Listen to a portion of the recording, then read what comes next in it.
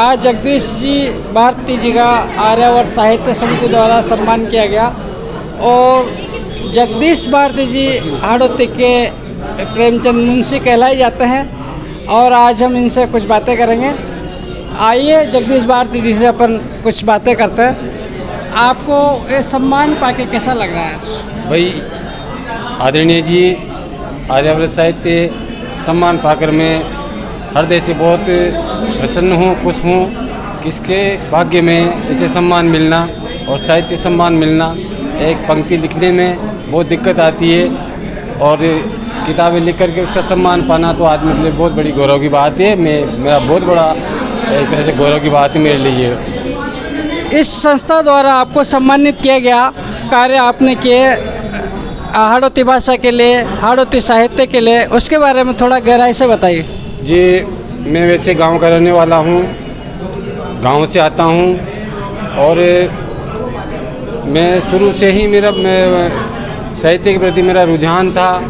मेरी ये सोच रही कि आदमी आते हैं चले जाते हैं, बहुत सारे बड़े बड़े पैसे वाले मर जाते हैं, कोई याद नहीं करता, लेकिन साहित्य हमेशा अमर रहता है। सिलेबस में हमने प्रेमचंद मुंशी प्रेमचंद को पढ़ा और भी साहित्यकारों को पढ़ा, तभी से लगा कि यार इन लोगों को लोग याद करते हैं, इनसे शिक्षा प्राप्त करते हैं, प्रेरणा लेते हैं, तो क्यों नहीं हम भी कुछ ऐसा करके चले ताकि लोग हमें भी याद करें। इसी हिसाब से मैंने ग्रामीण परिवेश पे करसों खेत खलिहान जो किसानों की पृष्ठभूमि में जी करके जीवन जीता है और वहाँ से मैंने करसों खेत खलिहान नाम की एक संस्था की कल्पना करी और उसकी स्थापना करी। उसके बाद मेरे माता पिताओं के नाम से 11,000 हज़ार के सम्मान जारी किए।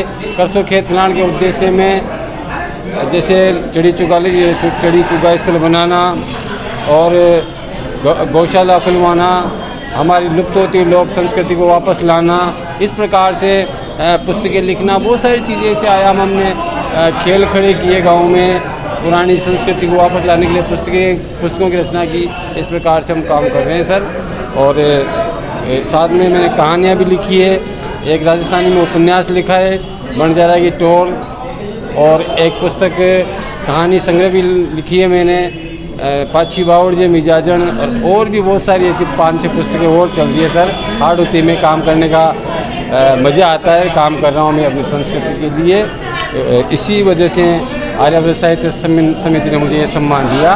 मैं बहुत बहुत आभारी हूँ समिति का, और इस सम्मान की इज्जत, इसकी मतलब जो भी हो उसके लिए मैं पूर्ण रूप से तैयार रहूँगा। ग्रामीण संस्कृति को जीवित रखने के लिए, उसके संवर्धन के लिए प्रतिवर्ष अपने बजट से इनके माता पिता की स्मृति में 1 लाख रुपए का ये खर्चा करते हैं। तो ये ऐसा विचार कैसे आया? आप इतनी बड़ी रकम ग्रामीण संस्कृति के संवर्धन के लिए, उनको इनाम देने के लिए खर्च करते हैं। आज के ज़माने में लोग बाग अपने माता पिता की स्मृति से ज़्यादा से ज़्यादा श्राद्ध पक्ष में वो करके हवन करके वो कर देते हैं। तो ऐसा विचार आपके मन में कैसा है? आदरणीय जी, मेरा बचपन बहुत गरीबी में बीता। मेरे माता पिता बहुत गरीबी थे, मेरे माता पिता मजदूर थे। मेरी माँ खोलू पाड़ के मेरे लिए पैसा इकट्ठा करती थी, मुझे मेरी पढ़ाई लिखाई में लगाती थी। मेरे पिताजी हाड़ी गुहाड़ भी लगते थे। घर में 6 बीघे ज़मीन थी, उस ज़मीन को करके हमारा पालन पोषण करते थे। हमारे माता पिताओं के 6 बहन भाई थे, मतलब उनके बेटे। हमारे पास 6 थालियाँ भी नहीं थी ताकि हम एक साथ बैठ के रोटी खा सकें। हम पारी में रोटी खाते थे, 2 पले खा लेंगे या 3 पले खा लेंगे, फिर 3 बाद में खाएंगे, इस प्रकार से। तो हमारी बहुत स्थिति खराब थी। उसके बाद मेरे माता पिताओं ने मुझे पढ़ा लिखा करके मैं इस काबिल बना दिया।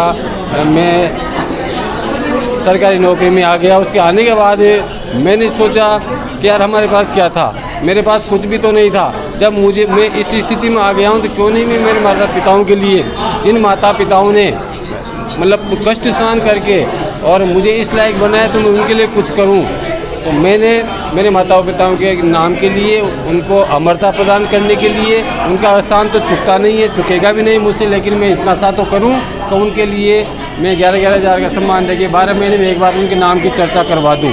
दूसरी बात मेरे दिमाग में ये भी आया कि जब परमात्मा ने मुझे ऐसा पैसा दिया कि नहा धो करके निश्चित समय पे निश्चित जगह पे जा कर के खड़ा हो कर के और निश्चित सिलेबस में से झूठ भी नहीं बोलना, कुछ भी नहीं करना, केवल जो किताबों में लिखा हुआ है वो बोल बोल के और बच्चों को व्याख्या करके सुना दे।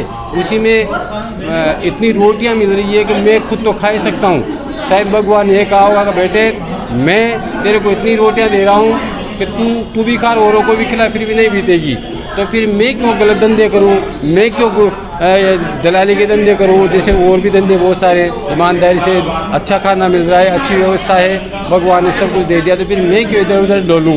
मैं ये काम करता हूं सर, और परमार्थ का उसमें मेरा आत्मकल्याण भी होगा, परमार्थ भी होगा और खुद का आत्मकल्याण का लालच भी है मुझे। ये थे हमारे हड़ौती के मुंशी प्रेमचंद कहलाते हैं जगदीश भारती जी। बहुत बहुत धन्यवाद। मयूरी चैनल की ओर से आपको बहुत बहुत हार्दिक शुभकामनाएं। आपने हमसे बातचीत की, इसके लिए बहुत बहुत धन्यवाद जी।